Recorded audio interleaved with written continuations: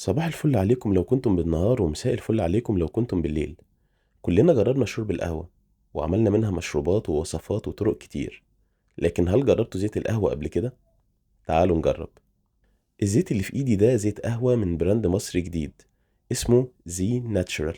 واحب اقول لكم ان الزيت ده كنت تقريبا المستشار بتاعهم وهما بيعملوه من حيث اختيار نوع القهوة علشان نوصل للزيت الجميل ده. وزي ما القهوة ليها فوائد كتير، فزيت القهوة كمان له فوائد كتير جدا، زي تنشيط الدورة الدموية وعلاج هايل للهالات السوداء، وبيقلل كمان تساقط الشعر ويساعد على تطويله. والميزة اللي عجبتني في البراند ده هي إنهم بيعصروا الزيت على البارد وبيعملوا زيت خام نقي منفرد، يعني بدون إضافة أي بذور تانية مع بذرة الزيت الأصلية.